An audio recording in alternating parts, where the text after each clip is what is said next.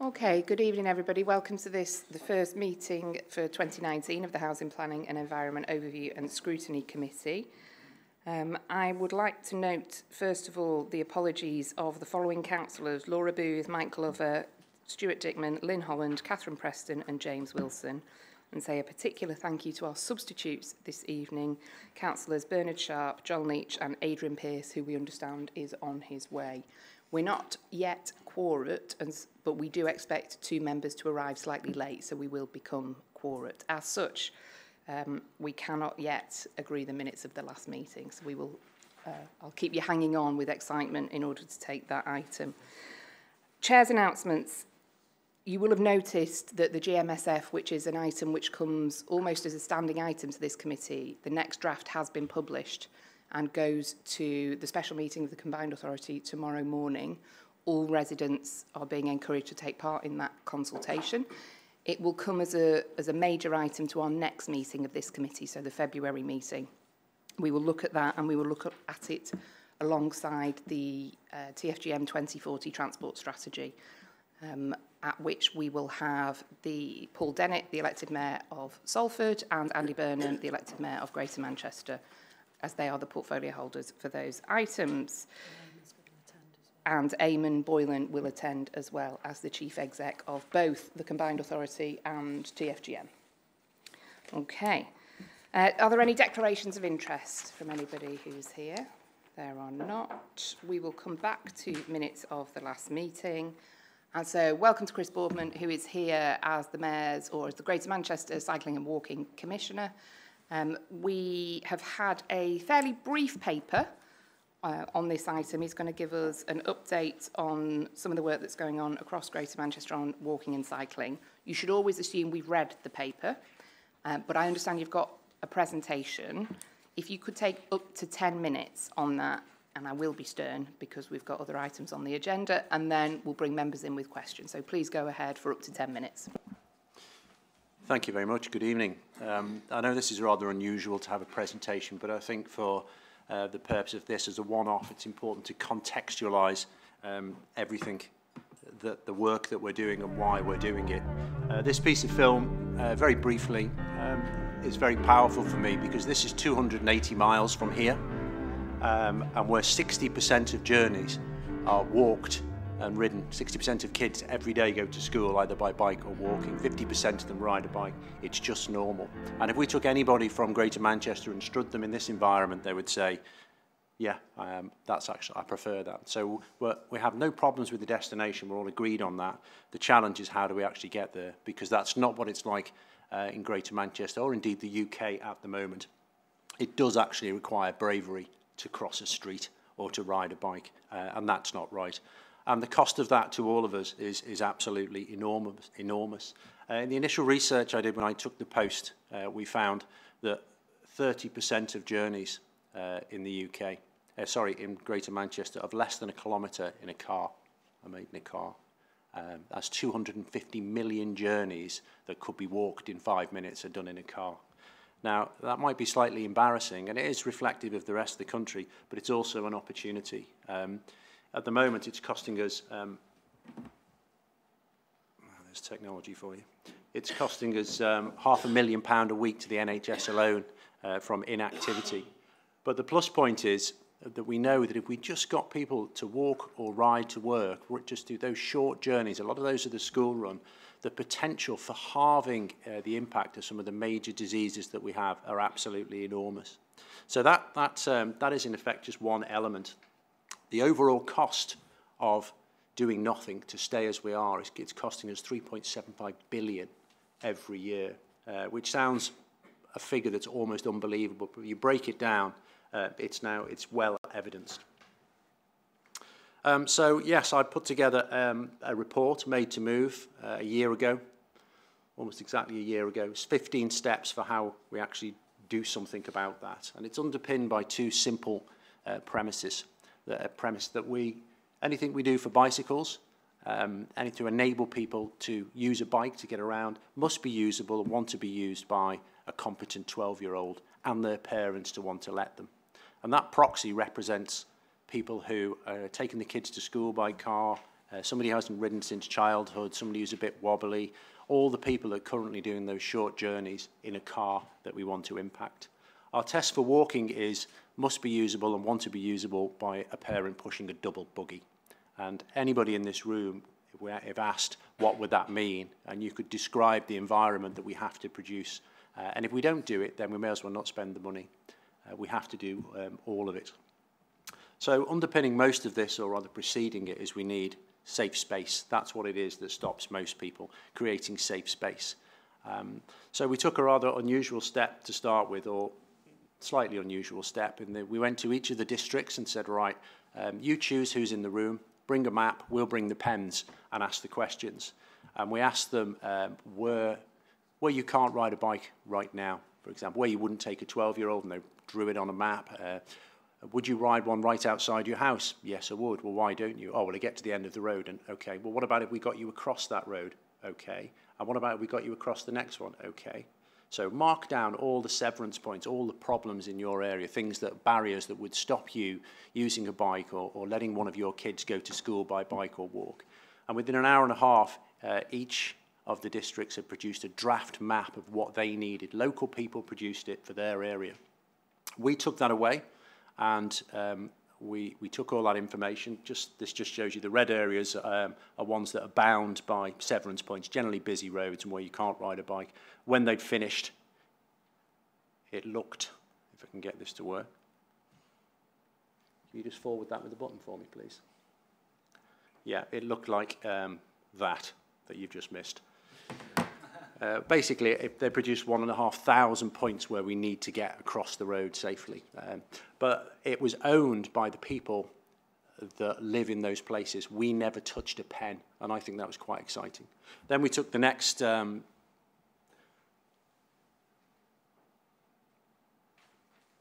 step for how do we get around. So there are the potential crossing points over those severance points, a wayfinding system to get us across that. And a signage system so that people can believe and trust in. And it's so important that we don't waver on the rules. We don't say, well, we'll make this great piece of infrastructure. That's a really tricky junction. We can't do that. We'll carry on with it here. If we don't do the junction, then we don't do any of it. And those rules we're applying quite rigorously for anybody who wants access to the £160 million MERS Challenge Fund. So all of that work produced this document, the B-Lines document, that produced the framework for what we should do. That was consulted on with the public. It went out as a draft on the GM mapping tool. And we had over 4,000 comments in 3 months. And all of that is just at the end of being collated now and fed into amends to put out the second draft of this map. So in essence, the people who live in Greater Manchester have designed the network that we want to see. And I think that's pretty fantastic, frankly, that we haven't done it. The people who live in these areas have done it. Just to show you a couple of the interventions that we're looking at, really simple things on the ground. We want to do things like put crossings in.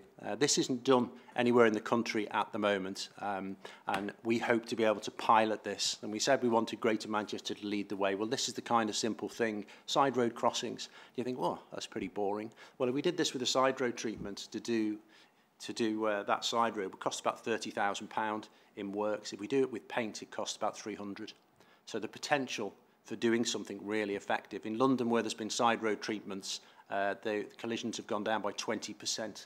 But it's the difference in real terms between somebody saying, no, I'm going to run you to school, it's too dangerous out there, and we'll go on then, but make sure you wait till the cars stop. And that's the kind of simple intervention that we need to be able to produce. This is the kind of thing, filtered neighbourhood at the back there, so you can, in that area, you can, if you live there, you've got a car, you can go there. If you've got business there, you can go there, but you can't cut through. But if you're cycling and walking, you can. So we make cycling and walking the easy option all the way through. Some of the works that you might have already seen in the press already or out for consultation, the Chorlton cycleway at the moment, which the consultation event we're attending this evening is already out there. And this is from Salford. This is Chapel, I always say Castle, Chapel Street. And a lot of this work, has to be said, was underway before I got here. It's actually gone up in quality when we've applied the rigorous measures to access the funds, which shows, I think, that it works. And they're truly inspiring. And in a lot of cases with the junctions, they are country leading in the work that has been done. We've engaged a fantastic engineer as well in Brian Deegan. He did a lot of the work, most of the good work in London, the Mini Hollands and things. He actually came from Moss Side, so he's our lead engineer now. So we've made the expertise available. These are just some of the other things that we can do. Parklets, which allows people to try bike parking, somewhere to sit that makes this place as well as creates bike parking. And we can put that in a position where we can try it out, and if it doesn't work, we can move it. So there's some really innovative stuff that we're looking at. We are, at the moment, working very, very hard to look at a sustainable and effective bike hire scheme for all of Greater Manchester. More news on that, I think, in the months to come. It is a massive undertaking, but if we're going to create the space, then we really need to give people the tools to use it as well. To let you know what's going on behind the scenes, one of the blockers has been that each district doesn't have the expertise to design all of this stuff. So we've already run our own first training course, 5-day course. All of the districts had representatives. And I can tell you now that the next tranche, we take scheme submissions every quarter, is already ramped up significantly because the expertise is out there. That's very successful.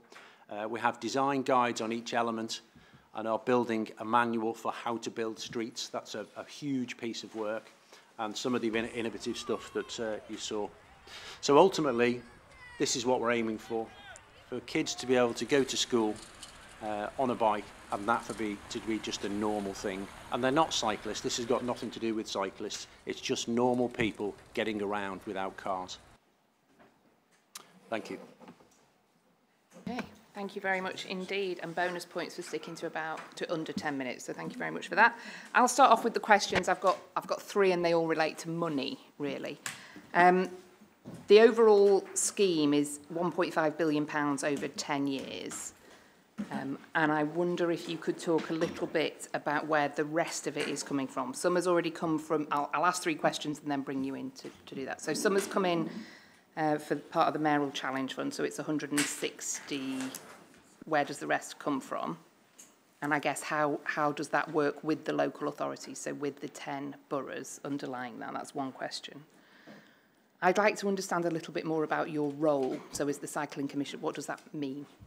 So it's a paid role. If you could tell us a bit about what your responsibilities are and those arrangements, how that works. And then the third one, it talks in the report that's been provided under item 3.1. It mentions the governance of the £160 million Mayoral Challenge Fund was approved by the Gmca on the 25th of May. It was further updated on the 15th of December to allow scheme promoters to claim delivery costs prior to full approval. And I want to better understand why people are getting money before approval, please.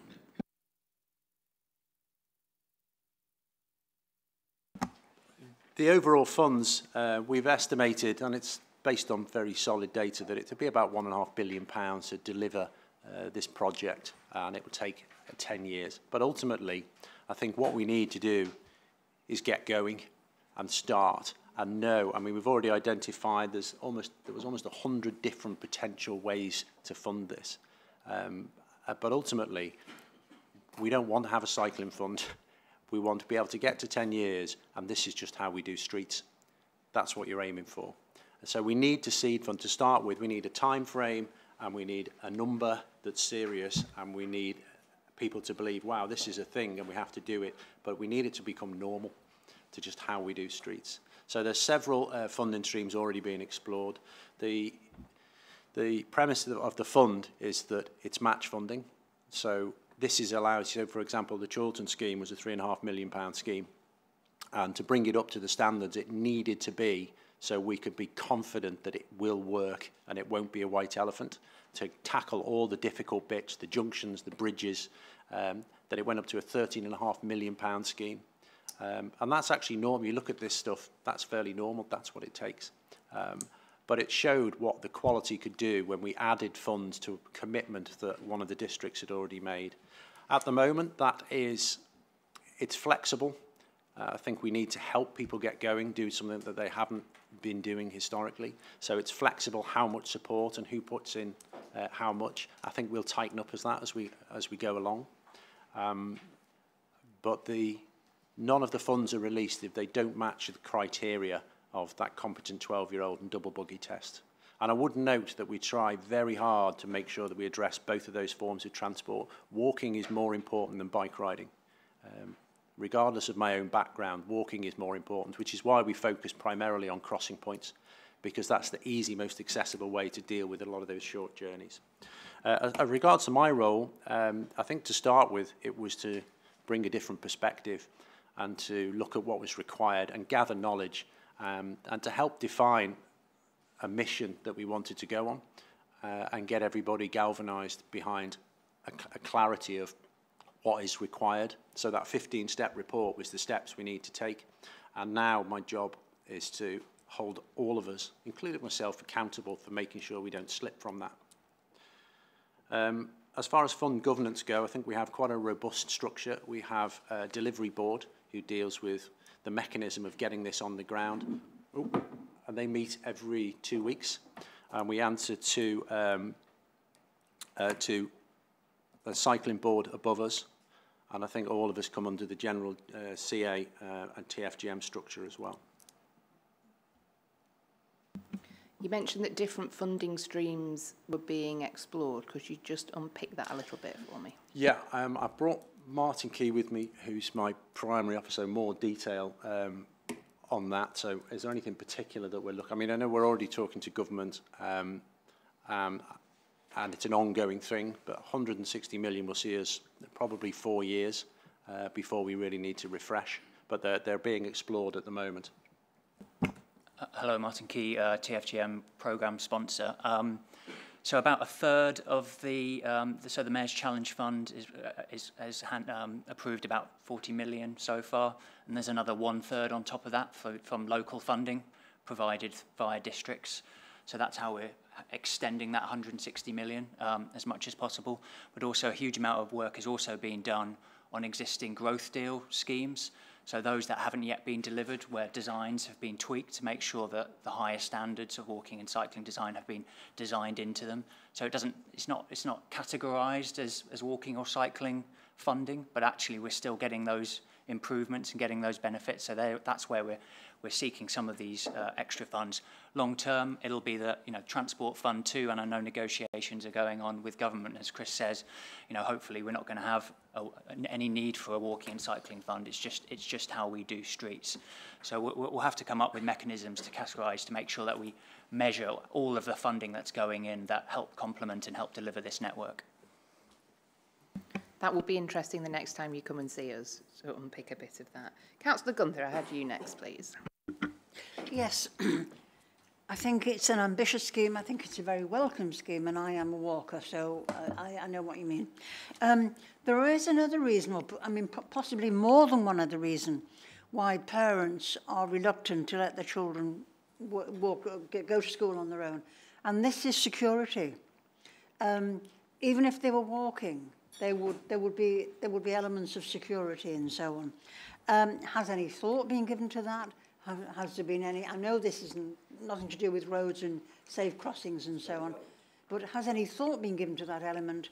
And if so, in conjunction with the police or whatever. Yes, and I think it's incredibly poignant, because if you are not in a vehicle where you can lock the doors and it's nice and secure, or you feel secure, then sometimes you feel exposed, particularly on the dark nights. And it is very relevant, and it is certainly something for letting your kids go to school, or in fact yourself riding to and from work. GMP are represented on our board that meets every 2 weeks. It isn't within my gift, but I am aware that it's very important for us.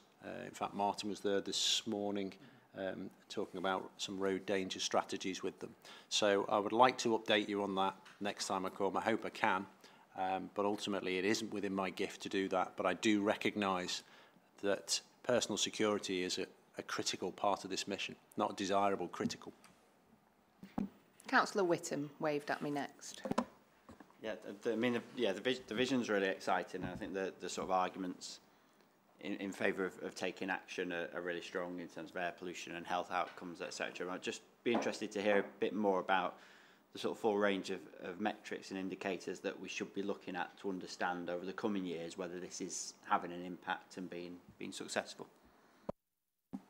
Thank you. Well, that's in the works at the moment, but that's a really important part of it because we have to be able to measure success. So we want to measure the impacts on health, yes, on pollution as well, and also happiness. Do people actually like living in this place? So we will be doing baseline studies on all of the major schemes. Depending on the amount of study that we do will depend on the size of the scheme, and then comparing afterwards, because we should be accountable. We shouldn't be doing this if it doesn't work, and I think that's a healthy way to be. So what those studies are, I mean, I could give you elements of it now, but it's it will be pulled together, and it's an essential part of what we're doing. It gives people confidence to change behaviour, because when you're saying we're taking the parking from outside of your shop, that's a pretty scary thing. But if we can give people data to show actually your business is likely to be improved by 30%, up to 30%, that's very powerful. So we can use London data at the moment, but it's nowhere near as powerful as being able to give Manchester data. This is what happened 1 kilometre from here. Okay, I'll give it a go. Just to add to that, there was the Gmca approved the funding, the Mayor's Challenge Fund, and a proportion of that is for monitoring and evaluation, which is managed through TFGM's strategy team. They've just recruited a lead officer, Anne Clark, on that. We hope to publish some information, but it's all tagged to the 2040 strategy, and of course that recent announcement that the aim to have 50% share for public transport, walking and cycling will be very much, this programme will be contributing to that target, to reach that target. Okay, Councillor Morgan was next, please. Thank you, Chair.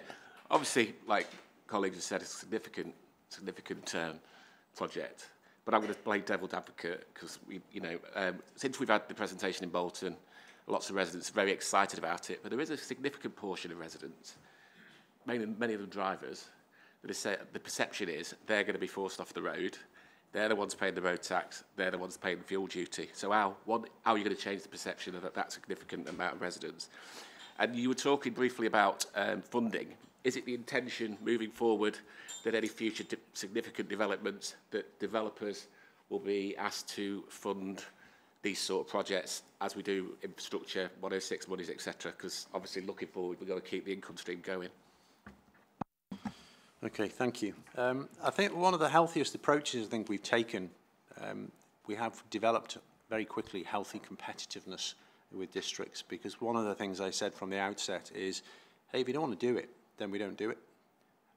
But you can't do it badly. We're not funding compromising the job, so a 12-year-old couldn't use it because we want to keep that parking. And I think that's a reasonable challenge, and I think there's quite a bit of the peer pressure will build from people who are. But ultimately, we need to create examples. We need to create examples, hopefully in each district. I know the stuff that's come forward from Bolton I was talking about today. We need to create examples that this works. So I think different districts will move forward at different paces. So Salford had already committed and decided that, and they will create examples that will be useful for their neighbours. Just as a point of fact, there's no such thing as road tax. It was abolished in 1937. We pay pollution's charge. And as far as I really love the idea of developers paying going forward. I mean, that's beyond my remit. I mean, maybe Simon could add some more on that, but it would make sense to make sure that any building that happens going forward incorporates active travel modes in its design. Councillor Leach, please. Thank you, Chair. I've got 4 questions.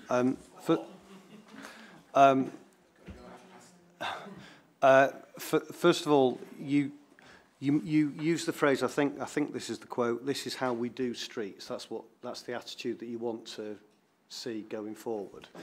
One of my big bugbears is new developments having either having no pavements or having no cycle lanes in them. I raised this at the TFGMC meeting this morning. Can we get a commitment that between the combined authority and the 10 boroughs, we will get a commitment that every new development that's built will have a cycle lane and ensuring that we have a footway on every single new development? Because we're now retrospectively putting in lots of cycleways.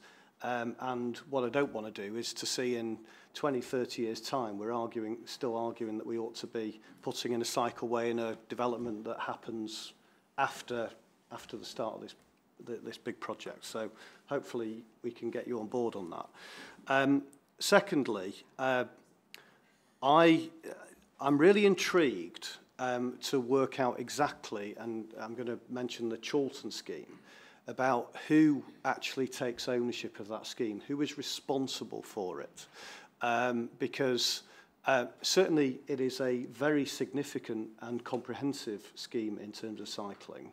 But now that it's considered to be a bit controversial, there's been a lot of interest and a significant amount of opposition to some of the proposals. It's not clear who is actually the designer of the scheme and who is responsible for the potential knock-on impact of the scheme. Because one of my concerns is that where we're creating these great cycleways is we're actually encouraging motorists to go on other streets. So the Chorlton scheme, for instance, is going to create a massive shift of cars from the main road onto the side streets. Now, when we've done previous work in Chorlton at the Four-Bank Junction, and they stopped a right turn from Barlamore Road onto Wilbraham Road, massive increase in traffic along High Lane, and then subsequently no money to deal with that problem, no money to deal with the fact that there needed to be an extra pedestrian crossing for kids getting to school, no extra money to deal with the increase in traffic speed on the street. So once these schemes are in place, what about the knock-on financial impact? Is that all going to fall on the local authorities who then won't have the money to tackle those residential streets that aren't designed for traffic, receiving all this extra traffic as a result of it? So that's the second question. I really like the idea of using road markings instead of physical structures. It's a really cheap way of getting some quick wins. I think the challenge is that road markings disappear very rapidly. In your presentation, you used the Whalley Range part of the Chorlton project, where the end of Withington Road, Upper Chorlton Road, that's that big fancy junction. Now, when the markings were put in, it's dead easy to see where you're supposed to be as a motorist or a cyclist. But there's a real problem with revenue spend in local authorities.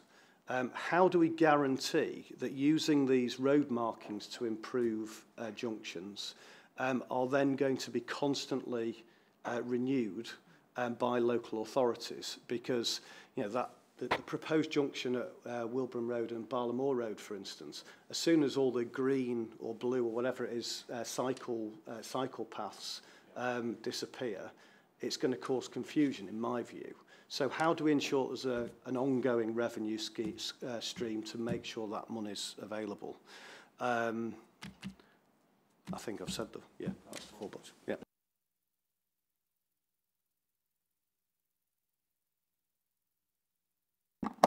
I'm not sure of the detail on what has been agreed already, but gets my vote. It makes complete sense to make sure that you future-proof future designs. I don't know if you want to add anything to that at this point. Yeah, I mean, I'm conscious that the next time the committee meets, we're going to take both the special framework and the 2040 strategy, and across those two documents, that they are the documents where we're looking to establish appropriate policy positions at a city region level. whilst respecting the fact that there are still 10 individual local planning authorities who will obviously take individual decisions. I think Chris is right. I think what we've seen is, whilst there are challenging examples, what we've seen generally is a significant improvement in terms of what developers have brought forward, and we're looking to establish the best of that in planning policy at a city region level. I think we've set out that fairly clearly now in terms of the combination of special framework documents and 2040 documents, and as I say, conscious all of those will come back to next time. So perhaps that's something to come back to next time, Chair, in a little bit more detail.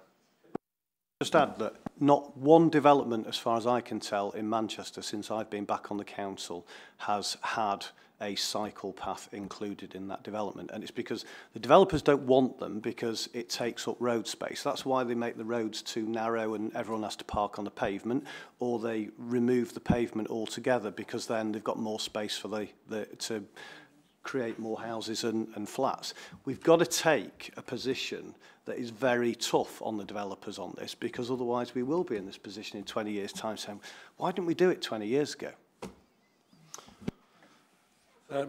No, I completely agree. It makes complete sense, and it's just a case of getting it done. Certainly has my full support, and we'll do everything we can to explore that and make sure it stays on the agenda.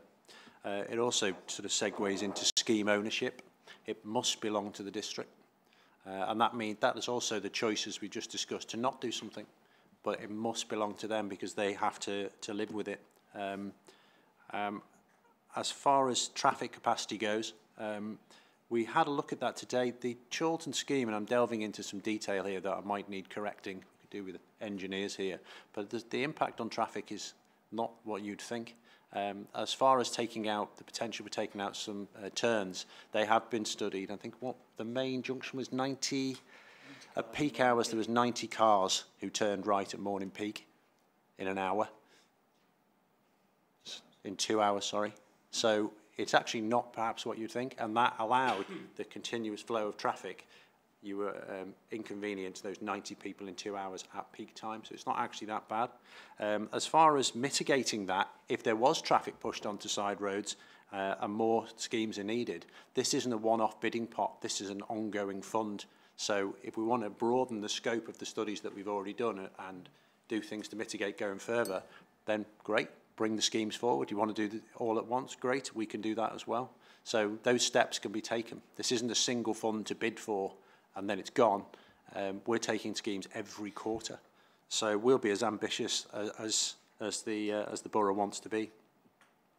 Commitment to maintain, we have that in our document for receiving submissions for the fund, that there must be a commitment to maintain, but ultimately that also isn't within my gift. We may find that we actually do this network at such a scale in the future, at some point in the future, that we have to start to go to government and ask if we can commit some funds to revenue to make sure that we keep it to a high standard. But at the moment, it sits with the districts, which I think is reasonable. It's their roads. And if they apply for funds, then they must commit to maintaining those in good order. Councillor Sharp, you're next. Yes, thank you, Chairman. I'm not certain after the galaxy of questions whether, in fact, you probably answered some of the things I wanted to say anyway, so I'll just restrict it to just one thought. When I first became a councillor, I'm going back now some time, probably 1990, 92, something like that, the biggest complaints that we got was actually from Postman Pat. They complained that the postman was always riding his bike on the pavement, and there wasn't any cycleways at all. And the police actually wouldn't do anything about it. But there's an awful lot of law on this, and I just wonder, and I'm now wearing my other hat as a retired lawyer, do you give training to people on how they have to behave when they're riding a bike? Because it's becoming more of a criminal matter now if you don't do the right thing. I'm looking at this wonderful, happy photograph of two ladies smiling at each other, riding on the pavement. And I walk across there when I'm late to come to a meeting here, and I'm quite certain I could go straight into them, because there's nothing designated. Yeah. Do you spend some of this money and educate people on what is a very complex branch of law now? It never was at one stage, but it is now.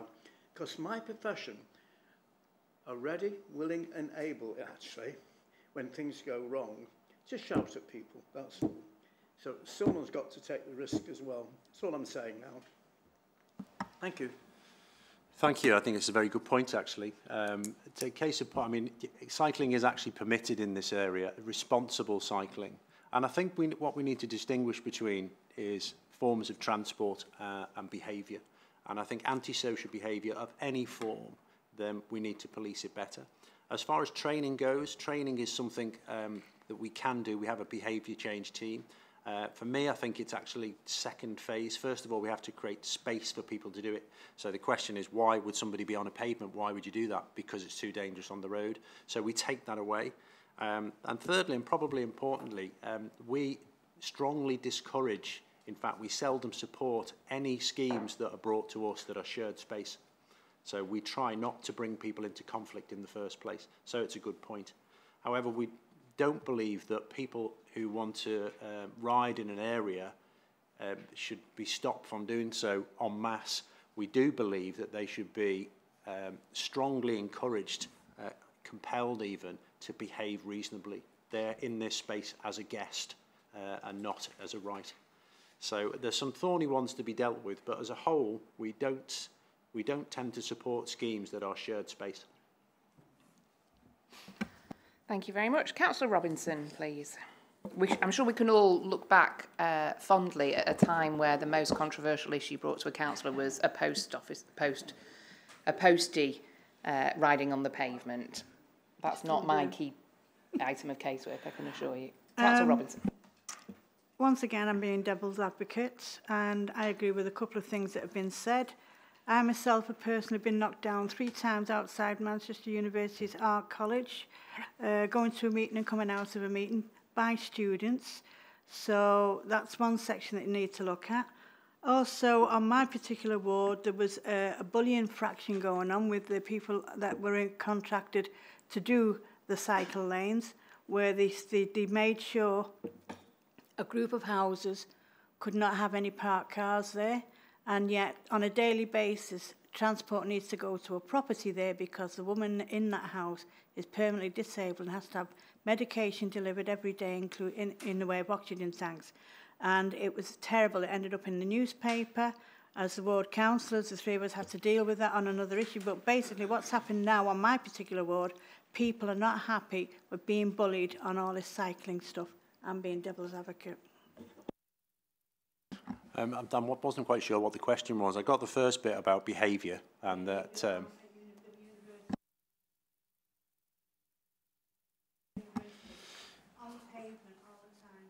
Okay. Well, I think we're sort of coming back around to an enforcement issue of bad behaviour. People who use bikes are no less prone to bad behaviour as people who run across in front of cars or people who drive in cars. We're just people, and people behave badly, regardless of how they travel. I think in terms of enforcement, I would suggest that we start with those that do the most harm and work backwards. I wasn't quite sure about the parking outside of somebody's house. I didn't really get that. Parking outside their own properties and not being allowed to because there's a cycle lane being put in place, and it caused stress to the person that was very ill in the house, and we had to bring an ambulance down, and we had to get the council involved to find out who was responsible at the time. Nobody knew who was responsible at the time. The ward councils hadn't been informed either. So that's something that needs to be looked at. But in general, around my area, people are feeling as though they're just being bullied. And on another issue, we're talking about districts going for funding. A lot of districts are too busy trying to get funding to keep their libraries open for the job centres and all that sort of stuff. they're too busy trying to get money for that, let alone to get development of cycle lanes. Sorry. I think there's a broader point that I might just build on the point that Councillor Robinson has made there, is that not everybody can cycle or walk. And I wonder if you'd like to just talk a little bit about how you're working, because some people have a physical disability, which means that a car is the right way for them to move around, and just how you make sure that you're looking at the whole community in doing some of this, really exciting work, but working for the whole community on it. Well, we work with the Disability Reference Group, and I've met with a much wider group as well to take their views and make sure that they're properly represented in what we do. And I don't think anybody would suggest, I like to think I'm a practical person. I drive about 25,000 miles a year. Our household has 2 cars. They're a tool we've been allowed to use for many years, and you can't simply turn it off. It's something that a lot of people need.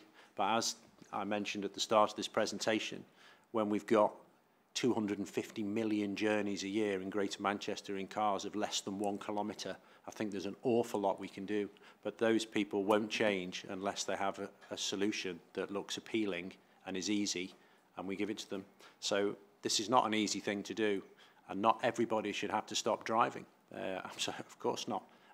But a small percentage, or a small but very significant percentage can, which will benefit us all. And we simply can't afford to keep travelling in the way that we are. I think I've taken all the questions from everybody who's waved at me, so I think we can probably draw that item almost to a close. There was one in the report that came to us, where was it? Item 3.3 talks about the comments to the consultation having been received to the plan, now being processed with the aim of publishing an update of the plan in early 2019.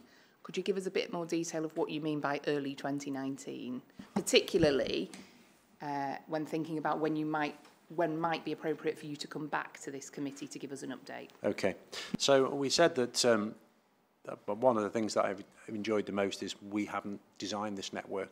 Every community has. So we've done it very quickly, and we've been able to do that by sharing drafts and saying it's a draft, then going to the public and saying, here's a draft, give us your comments. So 4,000 comments take some processing. That's been done over Christmas. It's nearly finished now. A lot of them are qualitative. They have to be interpreted. We've had a matrix for doing that, and it informs the map. So you can't actually put that there. That's not quite in the right place. That's checked and moved. So that they amended, well, I'm not even sure we will call it a draft at this stage, that the first plan that can be built upon should be due in a month or 2. I believe. Yeah, March is when we're looking for bringing that updated map, and something that gives us all clarity of what it is that we're trying to achieve. Thank you very much then. We will, when building the work programme for the next municipal year, we probably won't invite you back before May, but you will be very welcome, and I'm sure we would really like to see you as a committee at some point in the next municipal year. Thank you very much, and please keep us updated. It's a standing invitation pretty much. If there's something you would particularly like to bring to us, that you would like input from councillors from different boroughs, please do come and see us. Thank you. There's several topics actually that I can see on the horizon that, and I will update you when they land. Thank you very much indeed. Welcome to those members who joined us after we started the cycling and walking item. I'm going to take us back then to item 4, which is the minutes of the last meeting. I had one point to make about those minutes, which I will find if you all bear with me briefly. It was towards the bottom of page 10 of our papers, where the minute talks about the mayoral manifesto commitment to end the need for rough sleeping by 2020. Those of you who were here in November will remember that the mayor talked to us about his manifesto commitment to end rough sleeping and how it wasn't possible to meet that pledge. And so instead, the objectives that were now in the strategy were about addressing some of the issues around that and some of the challenges that people who are rough sleeping face. So that was in there. But he did talk about how it wasn't possible to achieve that. So I just thought that was important to minute rather than the discussion around it, which was there. Did anybody else have any further comments, or are we happy to receive those minutes and accept them as a true record? There is nodding. Thank you very much indeed. Okay, item 6, Transport Capital Programme. This has been reissued from the cancelled December meeting, so thank you very much to the representatives from TFGM who are here with us now. There is a report and a report in the form of slides, so a report with pictures. You should assume we've read it, as always, but please do take up to 10 minutes or so to introduce this item, and there will be questions from the committee. Thank you. Thanks, Chair. I can assure you it won't take 10 minutes. It'll be very brief. I'm not going to put you through the pain of 30 slides. I'm quite happy to take questions on any specifics on those slides, but you've had the opportunity, hopefully, to read through. It's probably important to note some of the background to the capital programme. It really started in earnest 10 years ago, when we had the failed TIF bid, and then out of that become the Transport Fund.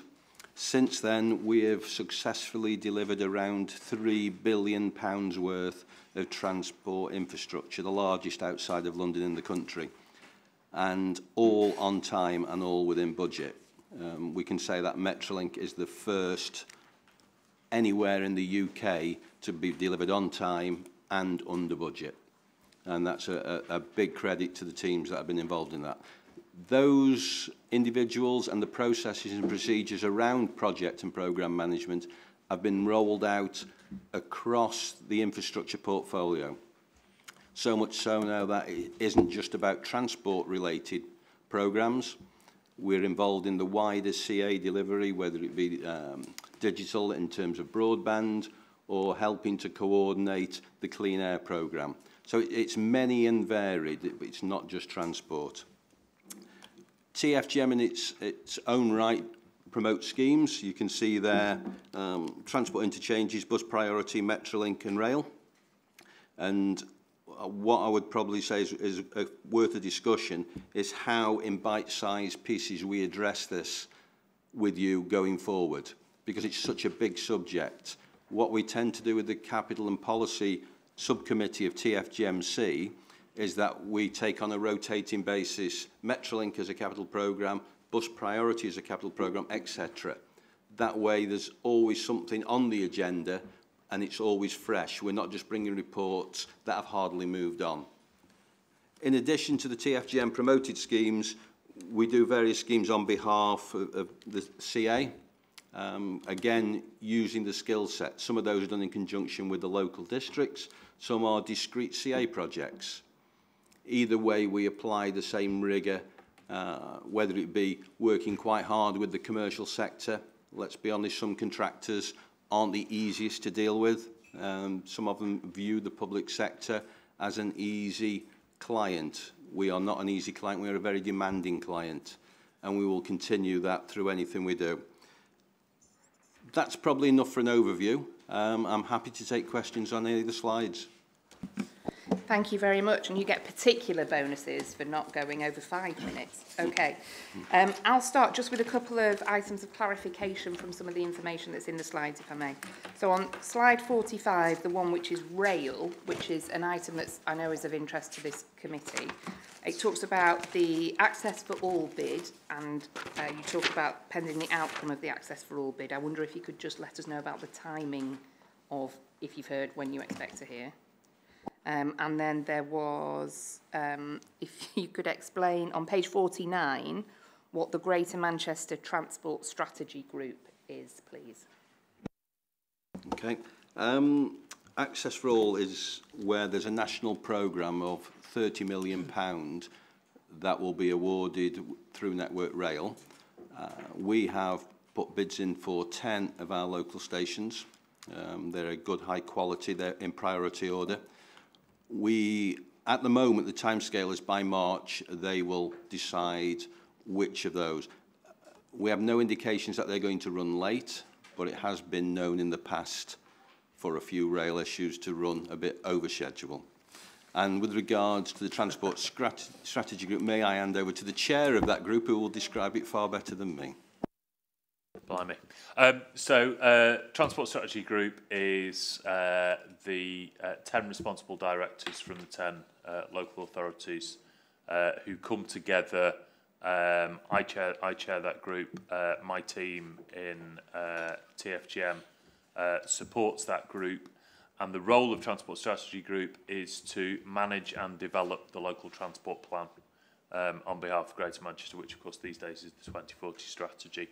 What the group does with regard to management of the Growth Deal programme is once a minor works programme, so smaller schemes programme, has been agreed by the combined authority, it's then the job of Transport Strategy Group devolved responsibility to give stewardship to the management of that programme, and then periodic reports on the progress against the programme are then taken back through to the combined authority.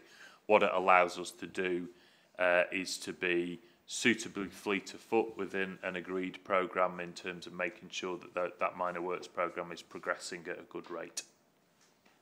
So it's a group of officers. Yes. The reason for clarifying is that there are a number of similarly named transport groups around the city region, and it's useful for us as the committee with responsibility for scrutiny of transport to understand what's doing what and where decisions are being taken. So that's helpful. Thank you. Okay. I would like to understand better how, is there a list of schemes and whether they're over or under budget, whether they're on time or not, and how is that monitored?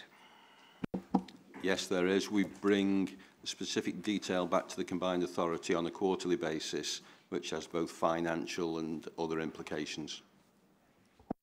And could you talk a little bit, please, about how decisions are taken? So why a busway here and a bypass and not a bypass there? If you could talk about that, please. Okay, in conjunction with the strategy team, schemes will be looked at to address a need or an issue or future provision. A full range of options, so if you go back to controversial schemes in the past, it's always a good one to use. There's always been a requirement for a rail station at Lee. There was a big demand. It went through a public inquiry. It took a lot of time. Everybody said rail is the right solution. From the work colleagues did in strategy and best practice, it was determined with the money that was available in the business cases is that a busway would be the best way of doing it. And even though at the time it was still very controversial, even to the day it opened it was controversial, it actually proved to be the case. So there's a very rigorous process. What might appear to be a white elephant actually turns out to be the best busway system in the country. So it's a bit of an extreme example, but that's the process we go through. So we looked at heavy rail, we looked at light rail, we looked at car, we looked at bus, and that tends to be the overall process for all of these schemes. So it's, Simon, I should be lobbying to get the A6 to M60 bypass then, is what you're saying to me. So to answer that question specifically, what we publish, what the combined authority is considering tomorrow is the delivery plan against the 2040 strategy. What we've set out within there are 3 maps in particular, and we'll clearly talk about them in greater detail in due course, that talk about what are we delivering now, what are we proposing that we should prioritise to deliver next, and what are the longer term elements that we want to bring forward. Once we agree the plan then in turn dictates the capital programme that comes forward as funding becomes available. And what we've been working on with colleagues in the 10 local authorities is how we continue to refine that into if you like, a well-oiled pipeline process that means that we're ready to respond to funding as funding becomes available for Greater Manchester. Okay. We will talk about that in more detail next time and how things move from map 3 to map 2, for example. Thank you. Councillor Gunther. If I can come on to the interchanges. Right. I'm seeing... Hang on, what am I saying? Excuse me. Right. Key schemes. Bolton Interchange, Wigan Bus Station, Stockport Interchange, Ashton Interchange, Farnworth Bus Station, Party Right.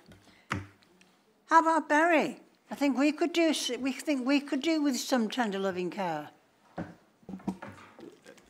You're dead right. Bolton would like Metrolink as well. As much as, okay, so I started it, I must confess, by talking about the one I want in my ward. But while I take the point about lobbying for our local authorities, perhaps let's look at the discussion, rather than looking at the detail of a particular scheme, let's have a look at the paper overall and at the way this is being looked at overall, perhaps. Although you've agreed, yes, tender loving care for Bury. Go ahead. I can respond, yeah. Bury's the last one. If we look back at the track record, we've upgraded or delivered 15 brand new interchanges or rebuilt interchanges in the last 19 years. Bury is the last one to go through that process, and their plans starting on that. Councillor Leach, please. Thank you, Chair. Yeah, I just want to pick up on the financial management and from something that I said in the previous report on the cycleways. Under the financial management slide, ultimate cost risk borne by scheme promoters. Now, Chris, when I raised some concerns about the potential knock-on impact of cycling schemes having unintended consequences of actually making local roads more dangerous with cars being transferred over. The response was, well, our modelling suggests that's not going to happen. Exactly the same happened previously when they stopped right turns from Wilbraham Road onto Barlamore Road, and then the council says it has no money to implement any additional measures to mitigate against the impact that the changes had caused.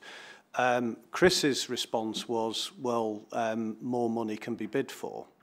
But I don't understand how, in the event of a cycling scheme creating problems that are not of a cycling nature, how then local authorities might be able to claim more money from a cycling fund that's not actually for cycling. It's just something that's been caused as a result of the cycling schemes. So am I right in thinking from this report that actually, well, it's going to be the local authorities that end up footing the bill for any knock-on impact and unintended consequences of schemes that are being brought forward and funded by the cycling scheme? Yes. However, I think we've got to bear in mind the aim of having a rigorous process is that we anticipate the issues it caused. So if we go back to when we delivered the Oxford Road corridor, where we were closing a major arterial route to normal traffic, we knew there was going to be impacts. We did a lot of modelling around those to see what they were, whether the impact on Lloyd Street, etc., etc. We run model after model. We engage with the local community, particularly about band right turns. So we anticipated, through a professional judgment and modelling, what needed to be done. Now, since that scheme's been imposed on the local residents, that's how they feel at times, it's actually worked out as we predicted, but the effort went into it. If you just suddenly take a piece of paper and decide we're going to have a zebra crossing here and a band right turn there, and you don't do the full due diligence on that report, you will end up in the situation you describe. So we have to make certain, as the district and TFGM, as GM, that the schemes we do are actually designed for all, not just for one. It's interesting the scheme that you mentioned, the Oxford Road banning of certain vehicles and the impact on Lloyd Street and Lloyd Street North. I mean, I'd be interested to know whether you're saying the modelling was accurate, because interestingly the impact on Lloyd Street has actually been pretty significant. And what we did was, rather than actually take cars off the road, we just transferred them onto the other arterial routes, in my view, and I may be wrong on that, but that's certainly the general perception. So we created a scheme that did create problems on another arterial route, well, on a less significant arterial route into the city centre, which has its knock-on congestion impact. So I'd be keen to see whether your modelling and your modelling figures and how they actually measure up to the numbers of additional vehicles that have been transferred onto Lloyd Street, to see whether the modelling that is being done in other areas on other schemes is actually likely to be accurate. Because I have to say I was flabbergasted when I was told that they're not expecting there to be any impact on roads as local streets as a result of these changes in Chiltern, because I just cannot see that in a million years. So when we did the Lloyd Street, we knew that traffic would be displaced from Oxford Road onto Lloyd Street. We didn't hide that fact. The good thing was that the modelling said that's going to happen. You need to put mitigations, whether it be band right turns, whether it be speed humps, whatever it may be. It worked. It still meant there was more traffic on that road, but we actually predicted the volume of that traffic and the impact it would cause. And then over the years, we fine-tuned the traffic signals on those routes for best use. Now, we've all known what's happened in the last 18 months because traffic patterns have changed beyond whatever we predicted due to the roadworks. But it proves you have to do that work. You have to put your homework in to get it right in the first place. If you don't, you'll end up in the situation you described. Okay. Councillor Winstanley, please.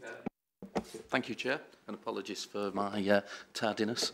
In terms of, I just wanted to come back to interchanges, but obviously we've got one in Wigan now, so thank you very much for that, and jolly good it is too.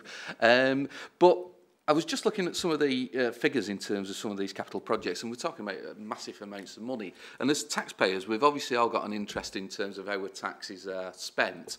And in terms of the funding for those projects, so particularly looking at Wigan bus station. So once it was opened, I saw all the publicity posters plastered everywhere, and we had three logos on: Wigan Council, TFGM and HM Government.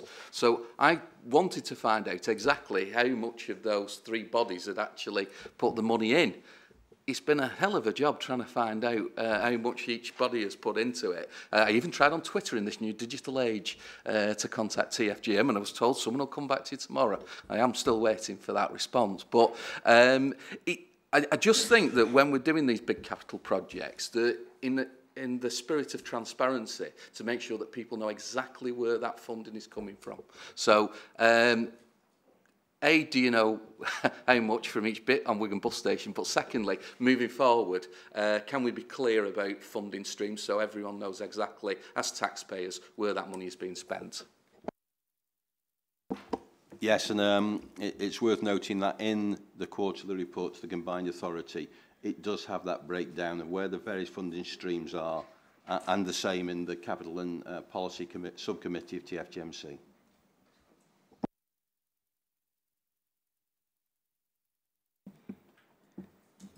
Yes, that would be really interesting if those figures could come through the Secretariat of the committee, please. Councillor Robinson, please. Thank you, Chair. Firstly, Metrolink in Bury, the station itself. When I said at the last meeting you were here that it was working, when I got home that night it wasn't working. It's working today, thank goodness for that. I know it's, I mean, and I did also ask for the costs for that, which I've still not received.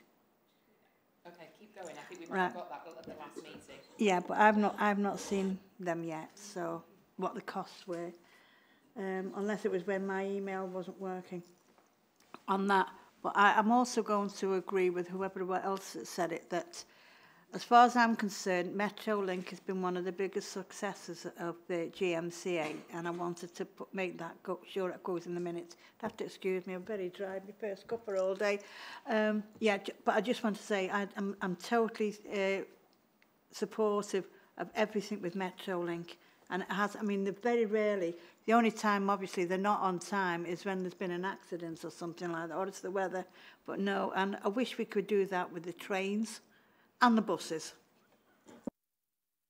And we look forward to welcoming Metrolink to boroughs like Stockport in due course. And Bolton, thank you, as appropriate.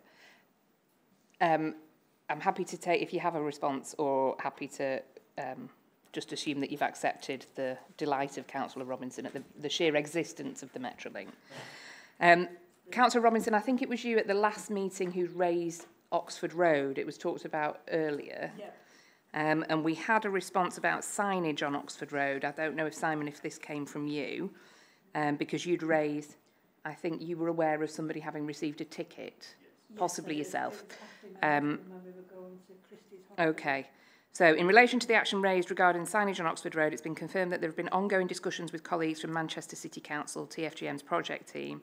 It's TFGM's understanding that Manchester City Council are awaiting a broad scheme adjudication outcome, and hopefully somebody can help us understand what that means, before they identify what they need to do. If anything, it should be reiterated that the signs are legal and comply with the regulations. However, individual appeals are being allowed at adjudication. What does that mean, a broad scheme adjudication outcome? So when the scheme gets designed, there's certain standards we have to comply with, and particularly in Manchester City Council in this case will have signed off to say, yep, that meets the requirements. However, there's some practicalities that drivers may, for real reasons, miss a sign. You know, double-decker bus going the other way at the time they're glancing.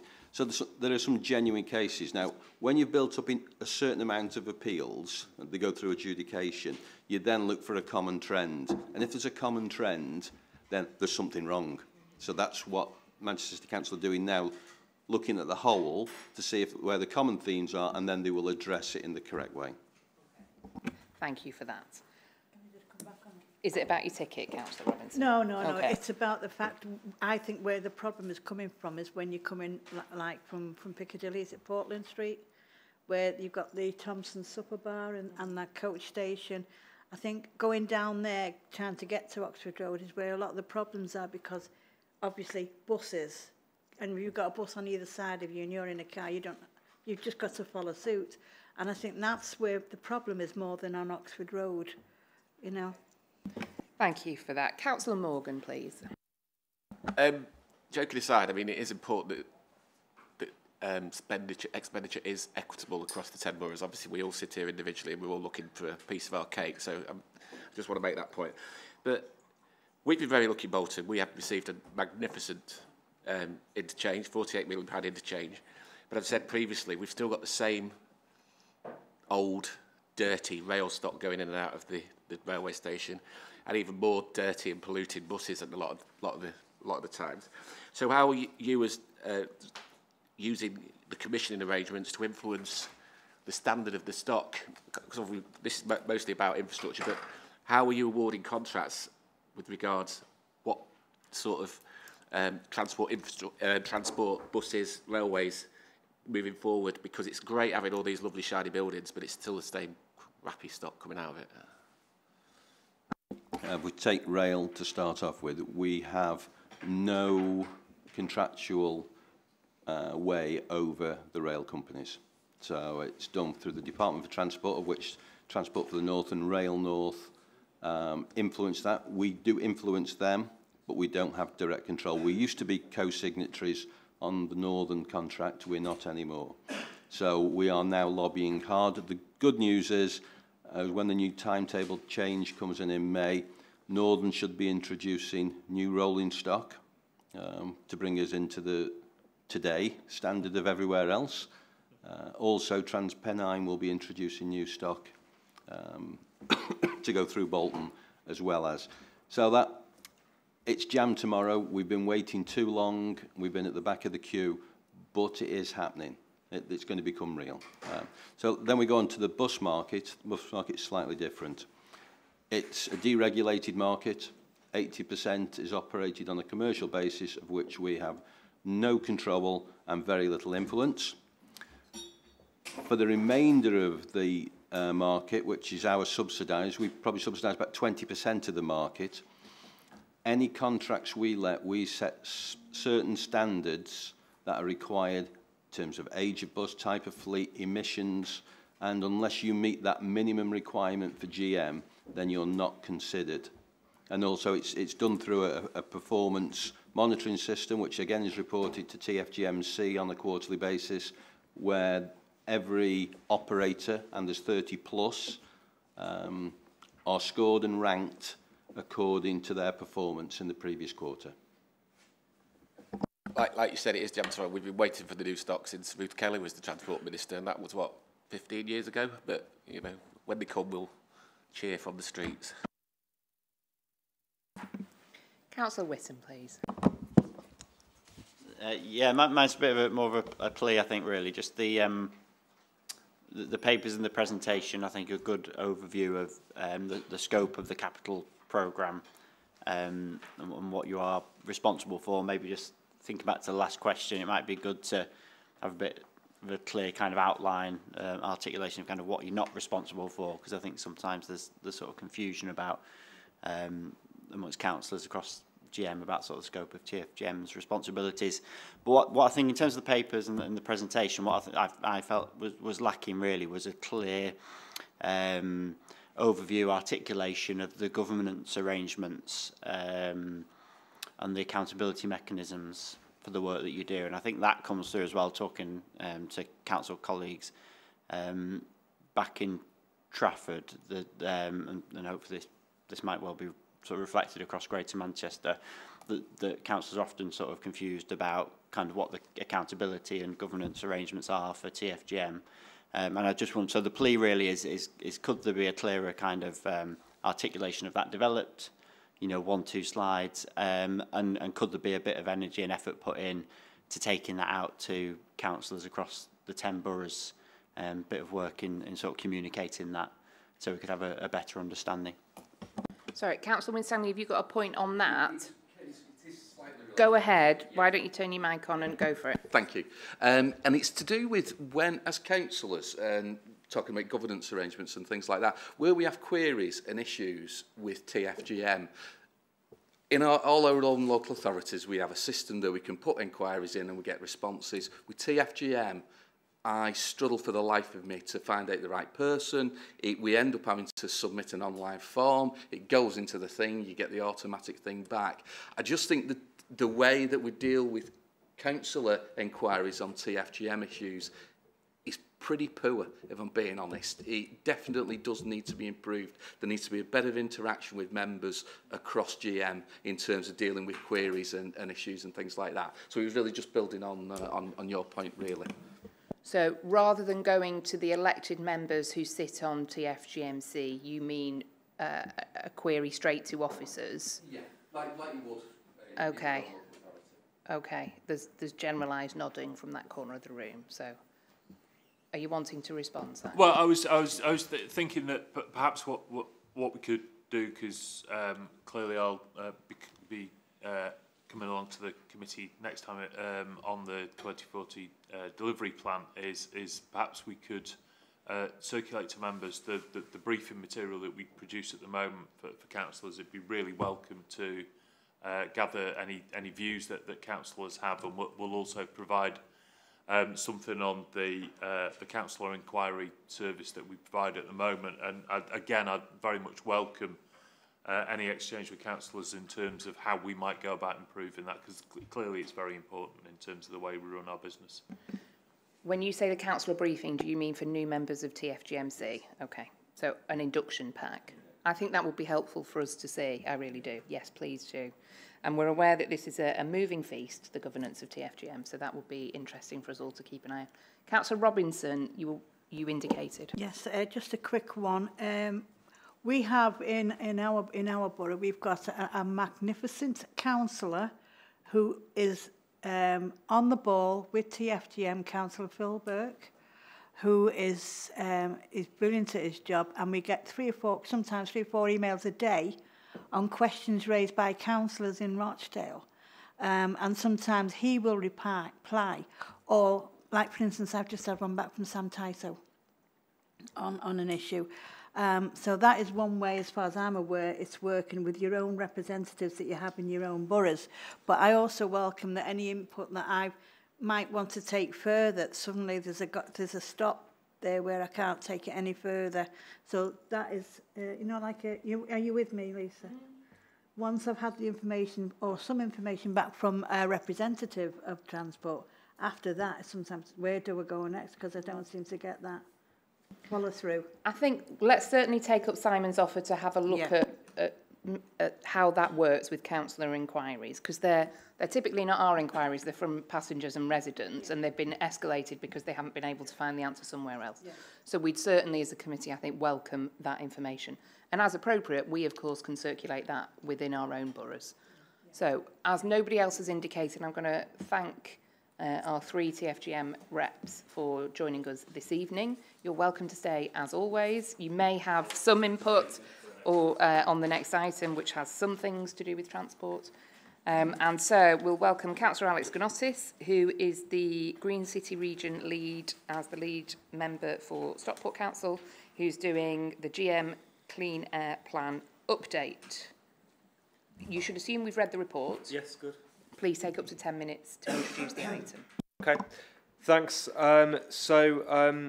Thanks for welcoming me back to talk about clean air. I was last here a few months ago. I understand that all of these reports that have been going to the main CA meetings have also been sent to this Scrutiny Committee for information. So as well as this information, I'm assuming that you've been reading the monthly updates that we have been providing. So just in terms of where we are up to, you'll be aware that you're probably expecting the outline business case to be sent to you in draft for comment and then approval by constituent councils by the end of this month. And the legal direction placed on Greater Manchester and the constituent councils was to submit the outline business case to government by the end of January. We've been quite clear about that in the report. But talking about this and working on this over the last few weeks, it's become clear that because of the amount of work that is involved, if we were to submit it by the end of January, we don't think it would fulfil everything that we have been committing to you and to wider members that we would deliver on, just because of the amount of work that is involved in it. Our Clean Air Plan is the most complex in the country because of the nature of Greater Manchester, because of the nature of those 152 stretches of road, due to the way that the conurbation works together. However, we want to submit it as a joint plan rather than 10 separate plans because, of course, we don't want a solution for air quality in a particular borough to be at detriment to a neighbouring borough. We want to make sure that anything we put forward as the preferred option actually is the preferred option. So we don't penalise people unnecessarily. And that requires a great deal of work to make sure that we get that right. And you'll be aware of recent developments in terms of CAS-C and the particular work we're taking forward there, which is essentially a penalty regime for all vehicles apart from private cars. We're testing those assumptions, seeing whether that would be sufficient, seeing whether that should be our preferred option or whether we need to go further. That requires a lot more work. But most importantly, the reason why this is taking longer than planned is because we don't just want to do what's required of us in terms of clean air and bringing clean air down to safe limits. We want to do it in a way that is as inclusive as possible and understands the socio-economic impacts of our preferred option as far as possible. So we talked about this when I last came to Scrutiny in terms of who would you be charging, where do they live, what would the impact on those people be, so that we can be really clear and you as members, when you have to take these decisions in your individual councils, are very clear about the decision you're being asked to make in terms of the outline business case and the impact it would have on people. That said, this is only, and I say only, an outline business case. It's not what we will do. The process is that by the end of 2019, we have to submit a full business case to government, which is what we are planning to do. And we are still confident that that can be met. So really, in terms of the formal process, this is the beginning of quite a long period of work for us all during the course of 2019. Well, not all of us. And we need to make sure that we get this right. But also, you'll be aware from my previous visit to you that we're very clear that we have got a funding ask of government here in terms of scrappage schemes, in terms of retrofitting, and in terms of getting Highways England to play its part. And we don't think we can sufficiently do that unless we're really clear about the impacts of any preferred model that we want to take forward. So we're taking a risk here, and that's clear in the report about pushing this back a couple of months. but we think it's worth it because of this additional work that needs to be carried out. Let me just point out some other key things in the report that I think are of particular note. One is this issue of congestion charging, and we think it's important to be clear very upfront and in this report that what we are proposing as a solution to air pollution is not congestion charging. You could, I suppose, address air quality through congestion charging by just making it difficult for everyone to drive around by slapping charges on all vehicles regardless of the nature of those vehicles. But we're clearly saying that we are ruling out congestion charging in Greater Manchester. So we're talking about particular vehicles, particular polluting vehicles, and if your vehicle doesn't exceed that threshold in terms of pollution, you won't ever be charged or face a penalty. A really important paragraph, I think, is 5.14, which links in with the GMSF, really. You could, again, one thing you could look at is whether you only focus development on new areas across Greater Manchester, so outside of town centres, outside of district centres, because they're the areas that already have poor air quality, so focus development elsewhere. We're saying Greater Manchester, we don't want to do that. We want to regenerate urban areas. We want to continue to develop our urban areas. But of course, the risk of doing that is that you make air quality worse. So how can we come up with a plan that is consistent with everything else that we want to do? So, for example, the GMSF and focusing on brownfield development and minimising greenbelt development and development on the outskirts. How can we make sure that these different agendas don't conflict with each other? Again, we've got the other part of my portfolio that I lead on, which is low carbon. How can we make sure that this is consistent with our carbon reduction objectives? So what this means is we have effectively chosen to make this more complex because we want to make sure it is right for Greater Manchester and in terms of our wider ambitions. But it remains the case that we will provide time for the outline business case to go through scrutiny individual councils and your own decision-making process, as well as it going through the CA. So it's going to be a difficult year, but we want to get this right. There are constant conversations taking place between GM and government on this issue. And I think that, we've been talking about this every month now. We had the Clean Air campaign that we launched in October. Following the submission of the outline business case, there's going to be a public engagement process and statutory consultation towards the end of 2019 as we get towards that full business case. So during the course of 2019, we are going to engage the public on what we think is the preferred option for Greater Manchester and make sure that we get people's views in and that this works for the people of Greater Manchester in a way that is consistent with our legal requirements, because I take you back to the original point in terms of why we're doing this particular piece of work. We are legally required to do it and to do it within the parameters that are set by the government as a result of the successful legal action taken against the government by Client Earth, saying that the government, not individual authorities, but the government has failed to sufficiently address this issue. And what we're saying is the government cannot just leave it to local areas. This has to be a partnership. Thank you very much. We're having a clean sweep of people keeping under 10 minutes for their introduction this evening, which should be encouraged. For what it's worth, I think the 10 boroughs working together on issues like air quality, like clean air, is exactly what the combined authority can do really well. I think shunting traffic from one borough to another is absolutely not how this issue gets addressed. You talked about the deadline set by government, and you talked about the end of January. That's already a delay from the end of December, which was the original deadline given. Yes, there's a deadline from government, but there's also a health deadline for some of the people who are being impacted by this poor air quality. And I think there is, you talked about how government is now being compelled and in turn compelling local authorities. We shouldn't be waiting for that to happen. We also have a moral obligation, I think, to do something, because it is, I agreed with the campaign. It is the most vulnerable in society who this impacts the most. I wonder if you could say a word on that, but also just expand a little bit about the legal challenge that is potential. In item 6.1, it talks about the potential legal challenge. If you could just talk about that. So in terms of the impact on people and the moral obligation, I absolutely agree. And none of this delay will delay the implementation of what we are required to do. Because as I say, I think the most important thing is the submission of the full business case to government, and we're required to do that by the end of this year. And we think that we are more likely to meet that and will meet that deadline if we take some more time now on that outline business case. Because of course the outline business case will also include those asks of government in terms of funding. And that's crucial because we have always said it's a partnership. And I think that if we submit that outline business case without having properly completed that socio-economic impact work, it will affect what we get back from government. So it doesn't affect the timescales for implementation.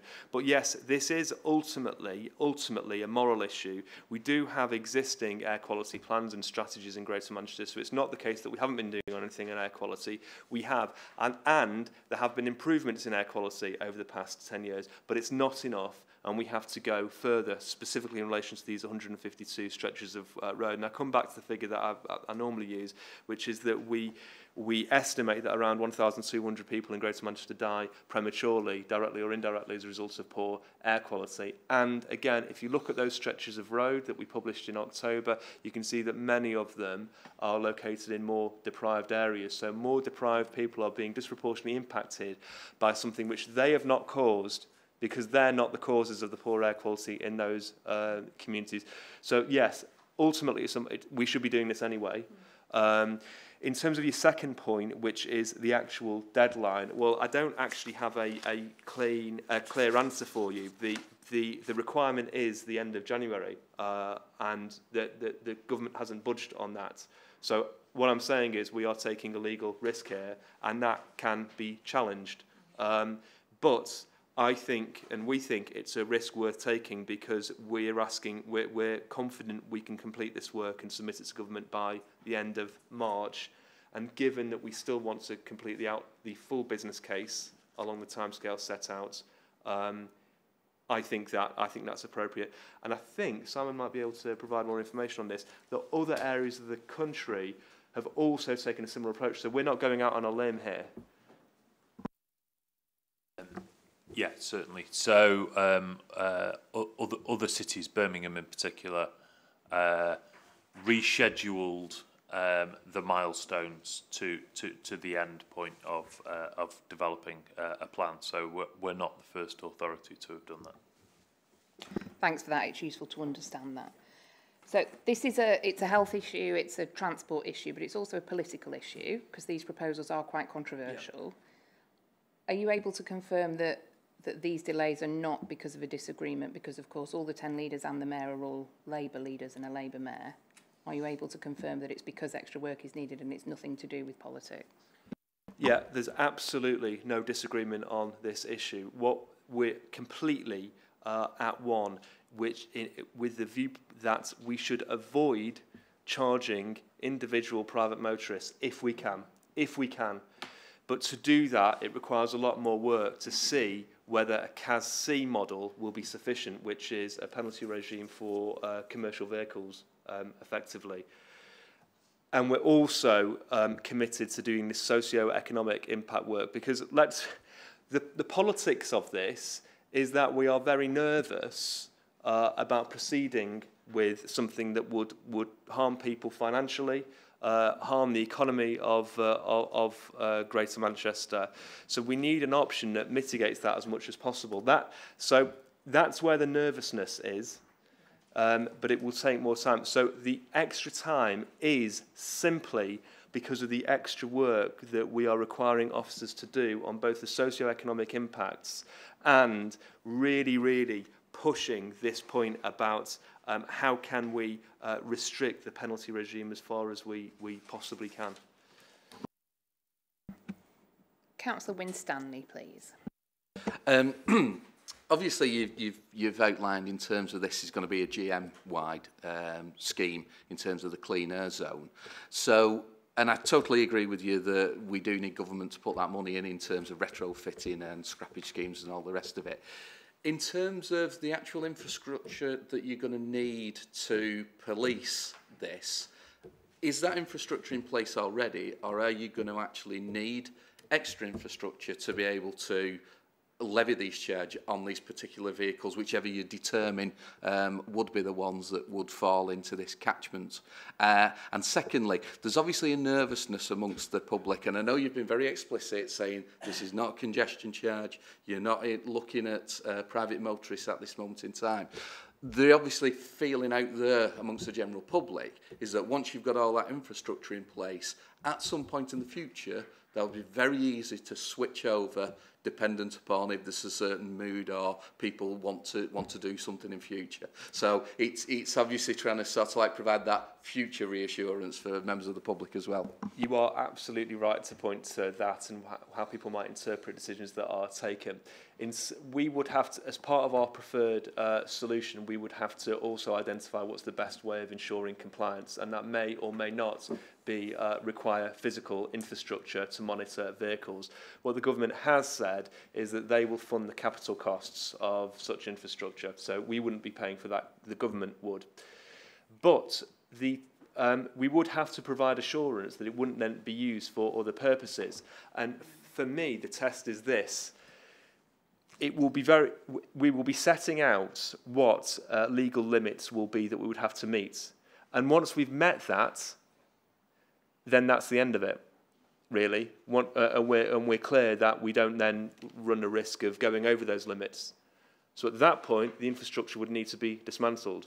So what we have to do here, as the paper set out, is bring air quality down to legal limits within the shortest period of time. That's the task that we need to be held to by people in a transparent way to ensure that this doesn't end up being used for something else. And don't forget that because the government will be funding it, the government can only fund it for a specific purpose.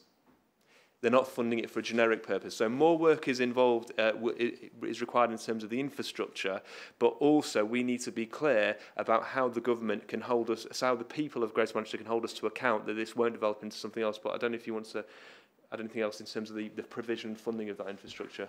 I mean, I think you've summarised it very well. The likelihood is that there's additional infrastructure that would be required. What government has already started to do is to put in place joint planning arrangements between local authorities that may find themselves in this position, because clearly there are certain elements, payment systems, for example, that can be managed to a degree once over, and there are opportunities for efficiencies in that regard. Councillor Leach, please. Thank you, Chair. Sorry, I've got 4 points, one of which is for you rather than Councillor Ganotis.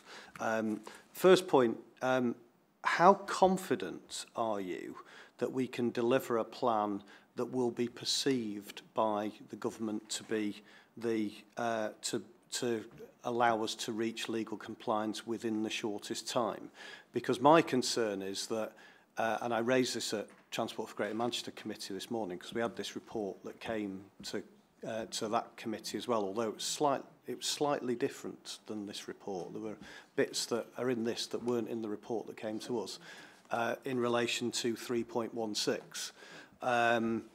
And Councillor Leach, can we just pick that up, because that's slightly odd? Simon, what's going on there? So the absolute body of the report should be absolutely the same. There was just a different front sheet on the TFGMC report. Well, it's possible that it's my mistake, but I did read it because I read both reports, and I didn't think the bits, because I raised it this morning. I didn't think the bit at 3.16 was actually in the report that we had this morning, but I could be wrong.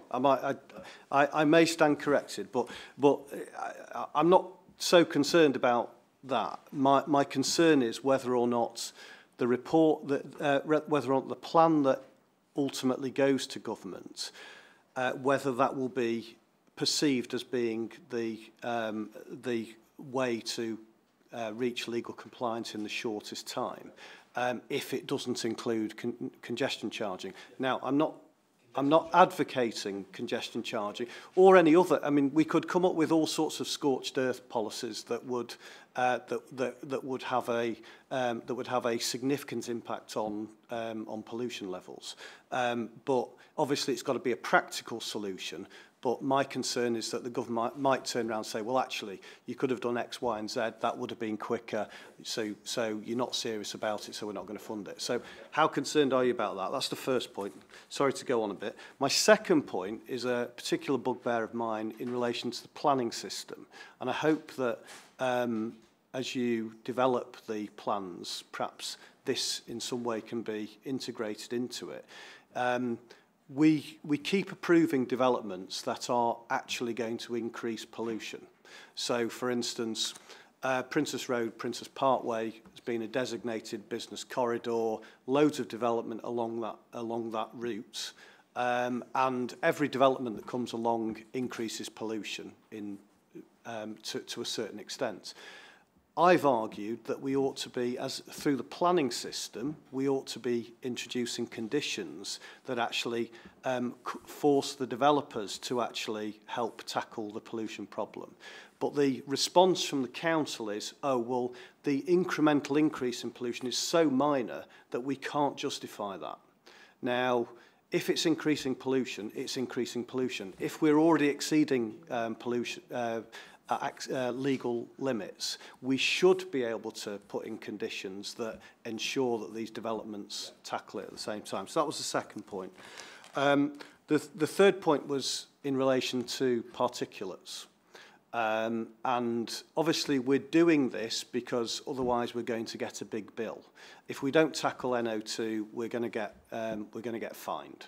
But while particulates are equally as dangerous as NO2, we're not actually coming up with anything that tackles that. And I think we need to be more ambitious and that we need to come up with a plan that tackles particulates as well. Because it may be in 5 years' time, it may be in 10 years' time, you can guarantee we'll be revisiting this and we'll be facing fines for particulate emissions as well. So surely we should be doing this at the same time. So that comes on to my final point for the chair. And I as a substitute, I'm not quite sure what rules scrutiny have in terms of changing recommendations. But I just wondered whether we could actually add an additional recommendation in relation to particulates. Are we able to do that? And if we are, I'd come up with a form of words that I hope people would support, and that's note that there is no plan for tackling particulate emissions and recommend that future work should include measures to tackle particulate pollution as well as NO2. Okay, I have now had a number of people wave at me, possibly with delight that you've concluded, Councillor Leach. Is it on this point, Councillor Morgan, and Councillor Robinson, is yours on exactly this point as well? I'll take all these together if that's all right with you, Councillor Gnottis. I know there'll be a lot for you to respond to, but Councillor Morgan, please. Thanks, Chair. I mean, I completely understand that the UK air quality plan is quite prescriptive in what it's seeking to do with regards to NO2 reduction, etc. But I do absolutely agree with Councillor Leach that we should, as a combined authority, be setting our sights a bit higher, because there really is very little mention of particulates in this. It mentions CO2 and it does mention NO2, obviously. So let's go the whole log, because I do agree we'll be sitting here in a few years' time saying, well, we've tackled that bit when we could have been tackling the whole lot together. And maybe we should, as a scrutiny through you, Chair, be adding a further recommendation to. So I know the timescales are absent; these lot, they're all going, oh! But the aspiration should be to address the whole lot. I understand completely the particulate matters are lower classed as a lower risk, but they still affect people's living conditions, affect their health, and we should be looking at the whole shooting match. So I would support Councillor Leach if the rest of the committee in maybe adding an additional comment to say, in tandem, we should certainly be looking at particulates as well. Okay, I'm going to bring in Councillor Robinson, and I've noticed. I certainly do welcome that we've ruled out a congestion charge. Councillor Robinson. We've previously had a presentation under the clean air title of particulates, and I remember it because it was looking at plastics. plastic bags and also, so we've already got that report somewhere from a previous meeting, and maybe we can go back and look at that and bring that forward rather than doubling up on work already done. Simon, go ahead. Just wanted to advise the committee in terms of just considering the form of words. The specific duties with regard to clean air do continue to reside with the individual local authorities. So my only advice would be if you were looking to pass on a view as the scrutiny committee, ultimately that view would need to be passed on to those individual local authorities, because at present the local authorities have chosen to collaborate on this particular element. It isn't directly within the locus of the combined authority to apply a particular regime with regard to particulates, whilst of course we are looking to ensure that the approach that we take best addresses particulates as best we can, whilst being clearly focused on the NOx problem. Councillor Gnosis. Okay. Yeah, so first of all, the perceptions of government as to whether we'll do this in the quickest time. How this will be responded to by government is something that should be of concern to us. I think already you've seen the government knock back a couple of outline business cases. I think Leeds is one. So yes, and so there's been some challenge back on that particular point. Simon can come in on this point, but my understanding is that you can scientifically test whether we have gone far enough based on the modelling that we've done and what the impacts of a preferred approach would be on that modelling. So there'll be an objective way of being able to tell whether our preferred option will go far enough. And I don't think necessarily there's much room for interpretation on that. Yes, you absolutely can. It was an issue that was discussed at the Transport for Greater Manchester Committee this morning as well, and the other aspect that I informed the committee on there is within the guidance that government has set for us to work. The guidance in itself is mindful of the fact that local authorities do also have other statutory duties, particularly around economic well-being. So whilst we are not looking to try and second-guess government here, what we have looked to do is to keep government officials very well informed of the process as we've been going through that, and we've continued to do that as we've now designed this additional work. What we hope to be able to achieve through that is an understanding from government around the approach that we have taken.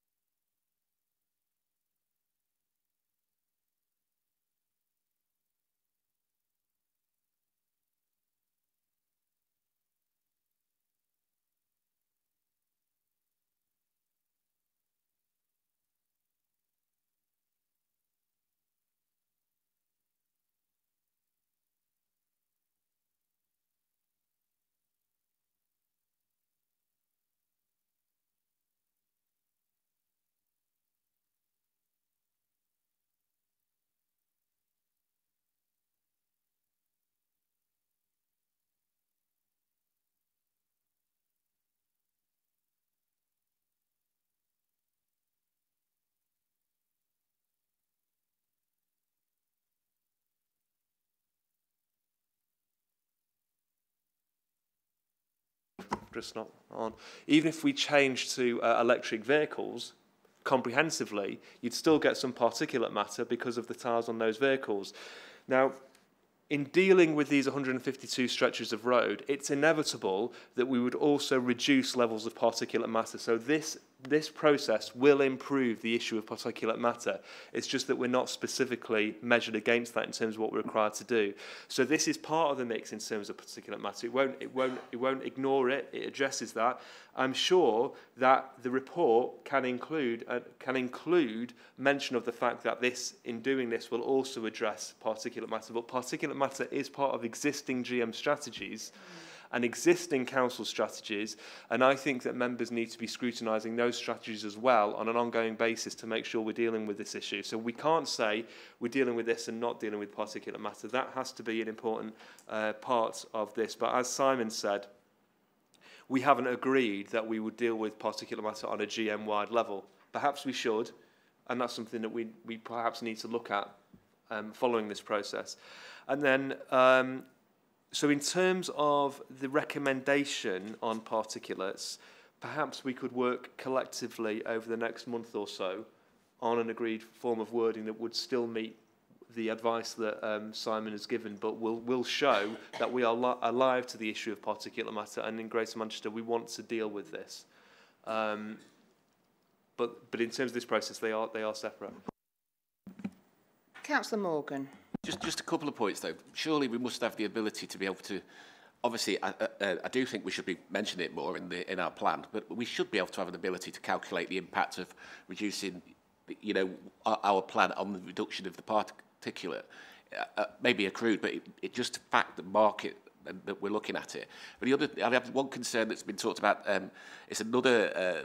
We seem to be looking at this possibly as another possibility for lumbering possible developers with a retrospectively trying to clean up our air system. We can't do that. All we should be looking to do with new developments is make sure they don't contribute further to it. We, as the Greater Manchester Combined Authority and local authorities, we need to be working together and not penalise. We'll end up not having any developments because we got bicycle lanes earlier on we were going to give them to do that as well. So we've got to be careful how we're going to fund this. But I do think we need to, with regards to particulates, it needs to be mentioned more in the plan, and I think we do need to do some calculations on how much we can reduce it from what you're proposing. It's not. I think other people have indicated, but I think we should address this point while we're talking about it. I think at the very least, this committee can make recommendations to the Combined Authority. At the very least, we can recommend that the Combined Authority talks about whether it should work together or not on particulates. I think that is the very least that we could do this evening. I think it would be worth noting that they're not discussed in here for the reasons that have been outlined, but I think a recommendation that the Combined Authority should decide within the next 6 months whether it should work together or not. It seems to be a conversation to me that should be being had while this is being worked on, because as Councillor Leach says, a huge amount of work is going on here. It would be remiss not to even consider particulates within that. I think what we should start from is our existing clean air strategies in Greater Manchester, and then for a recommendation to be made as to whether you think that they should go further. I think that's where we should start from, whether you think that those GM-wide existing strategies should be amended to go further on particulate matter, and if so, how, and how that would involve the councils. That would probably be the easiest way to address it. Nobody's looking dismayed at that proposal? I'd be happy with something along those words, yeah.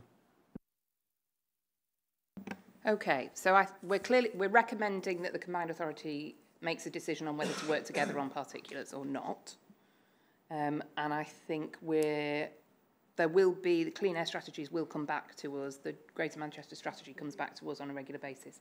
Councillor Robinson mentioned about how we've seen it not that long ago. No. 2 meetings ago. 2 meetings ago, we've had that presentation. And so shall we stick with that recommendation as to whether a decision is taken, or we recommend that a decision be taken about whether the 10 boroughs should work together or not? Okay. Thank you. Councillor Whittam, thank you for your patience. So I think my question was the same as Councillor Leach's about the making sure that government accepts that we're meeting legal compliance in the shortest possible time, which I think we had a bit of an answer from Simon on. I'm not sure I fully understood it, or whether it's just sort of wishful thinking on our part at the moment that they will respond positively. But I don't know if there's any more to say about that. Second question was about the once the outline. Can you say any more about the scope of the public discussion, consultation after the outline business case is confirmed? Is there any thought gone into that yet, and how? Not just the scope of it, but also how meaningful can that be at that stage? So we've already had a public conversation that we've been managing on behalf of the 10 authorities since late October. So in late October we launched a revised GM Clean Air website, and we're actually it was requested by a member at the Transport for Greater Manchester Committee this morning that we produce some performance data in terms of what that activity has generated. So we're going to produce a report on that front. So what we have already now is a contemporary portal. What that has also allowed us to do is to build up new shared communication activity with Public Health England as well, which is critically important. And in a number of cases, we've also seen local authorities bring forward parallel communication activities. So we have the base of an arrangement. We are now starting additional engagement with specific business communities in particular.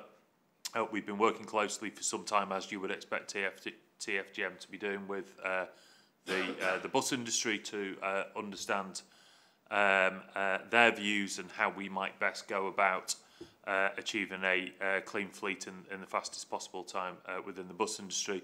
We're now picking up additional dialogue with taxi and private hire community, and also with the small business community, with a particular focus on light goods vehicles and the implications of any potential measures around light goods vehicles with the small business community. That's starting now, so that as we continue to refine our initial thinking, we're already starting to draw information in from those communities.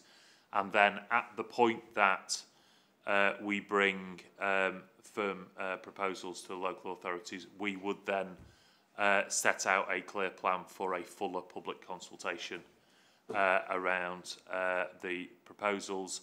If those proposals require any form of penalty regime, and as we said in the report, we're not as officers yet saying exactly what that regime would be, but the work is pointing us in that direction, then the guidance does require us at that stage to undertake a statutory consultation. So we would organise the consultation along those lines. So we're on 7.4 where it says a non-statutory public conversation.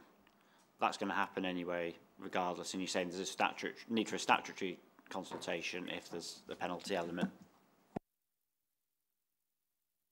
Consultation is a topic that we cover quite often at this committee, and transmitting information is not the same as a consultation, which I know you know.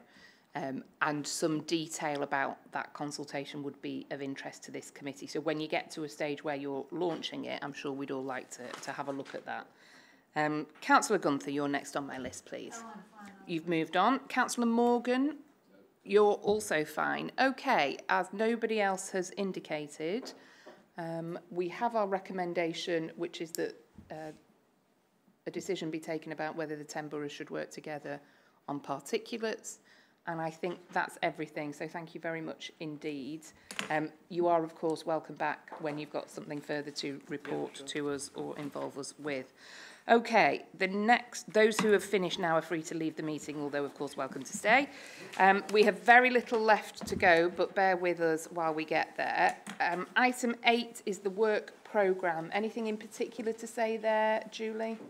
No, I don't think so. I think we've previously agreed that the February meeting will focus on the spatial framework and the 2040 strategy. We're going to look at the timing for, I mean, those are two quite significant hefty items, yeah. So we're going to look at the requirements around the natural capital investment plan, because we had an update on that only last month. So that's all I'd add really at this point. Thank you very much. Okay, and then we've got a section at the end there which is items for information only. These are items that we could have had as a substantive item if we never wanted to get home before Christmas. And so the future of Greater Manchester is a narrative piece which contextualises some of the reports that came out on Monday. So that's Gmca 2040 Transport Strategy Clean Air Update. That's just for noting. The Stockport Mayoral Development Corporation, similarly, a report of the elected Mayor of Greater Manchester, just about some interesting work taking place in Stockport, about Town Centre West and some of the regeneration there and using some of those devolved mayoral powers. Register of key decisions, again, that's just for noting. And we've got the date and time of next meeting. Where would we rather be on a Valentine's Day than in this boardroom at Churchgate House? Does anybody have anything further to note or any points to make? The one thing I would say is thank you to some of the team for coming in on a Sunday to get us the papers as early as possible. For understandable reasons, however irritating for us they may be, there was a desire to release papers after they had gone public or after they had, or in alignment with the comm strategy around the Mayor's announcements, perhaps that's a better way of putting it. And thanks to officers for coming into the office on a Sunday to make sure we got papers as early as possible, albeit